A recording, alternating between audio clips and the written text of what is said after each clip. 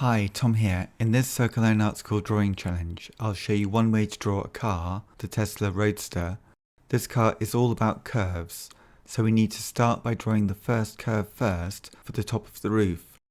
So at this stage it's just a sketch. The aim is to try and get the flow of the lines as free-flowing as you can, and we can add accuracy with more lines later on. Next, we can draw a curve for the bonnet of the Roadster and then a curve for the top of the arches of the wheels on the right and the left. And then we can draw a lower curve for the front of the Roadster, sort of wrapping around as the car goes towards the left. So now we've got about 7 or 8 lines, which are just summarizing the car. It would be good to check your drawing and make sure that you feel that the lines are okay. And then we can start to think about where the wheels go. So we are looking at the car from a certain angle, so the wheels will need to be seen at the same angle as the Roadster. The Roadster is receding from us, so the wheels will be a bit taller than they are wide, because they're sort of foreshortened by perspective. And we can give a thickness to the wheels as well by just drawing a line, a horizontal line going to the right of each wheel to indicate a thickness to the wheels. Once you think you're ready, it's probably a good idea just to slow down in trying to create lines which are more accurate. So we might at this stage probably be a good idea to put more lines in than we need, and hopefully over time these lines will develop and become more accurate as we search for the right shape. So this style of drawing is a way of searching for the solution rather than trying to find the correct line straight away, partly because this car is such a wonderful but complicated shape of curves. Each curve needs to look right not just by itself, but in relation to all of the other curves.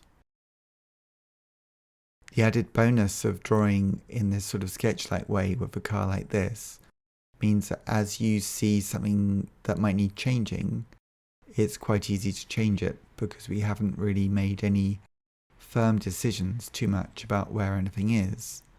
So as I'm adding more lines here, I'm starting to get more of an understanding of the front of the car. Once I think I can put a little edge or an angle in, I'll just put a little indication of that, but all the time questioning it. So I'm trying not to draw as if it's right first time. I'm trying to draw and then question what I'm drawing. So at this stage, really at all stages in this drawing, I'm trying not to go over the lines that I've already drawn. The aim is to question and redraw all the lines all the time, and slowly, hopefully, the car will emerge from this sort of sum of all of the lines in a sort of working drawing, which is questioning all the time. So with a drawing like this, you get to a stage which I'm at now where some of the shapes seem to come together a bit like a jigsaw puzzle, where you suddenly find pieces and you know where they fit, because they fit in relation to the other shapes that you have. When we make a connection, it's really useful. So the front light goes about there.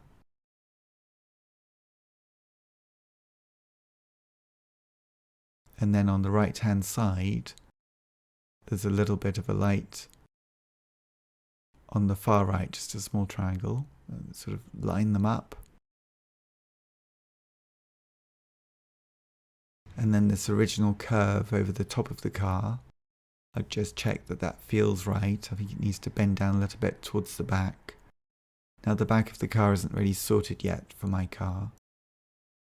But again, I'm trying to keep the flow of the lines because I'd really like this car to look like it's got the free-flowing form of the design. So this side window, which looks a bit like an eye from the side, the bottom line of it could be raised a little bit.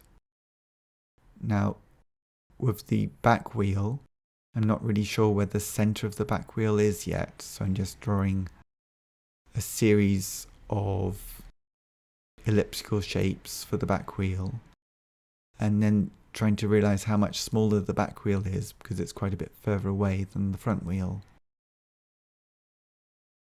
Once you feel that it's time, so just working at the very back of the car a little bit, once you feel it's time to center the wheels, you could try and think about where the center of each of the wheels is in relation to the other wheel that we can see.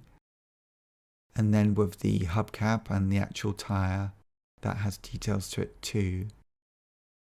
Now, oftentimes I think with cars we tend to look at the top of the car quite a lot, but the base of the car and how it sits on the road is really important. If you need to change the wheels and how they sit on the road surface or thicken up the base of the car, that would be a really good thing to do.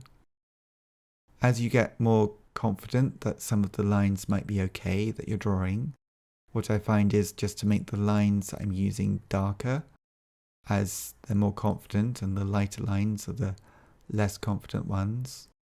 But still, I keep changing my mind because I'm changing my observation. So as soon as I see something that I hadn't noticed or that I can correct, I always want to just jump in and correct it straight away.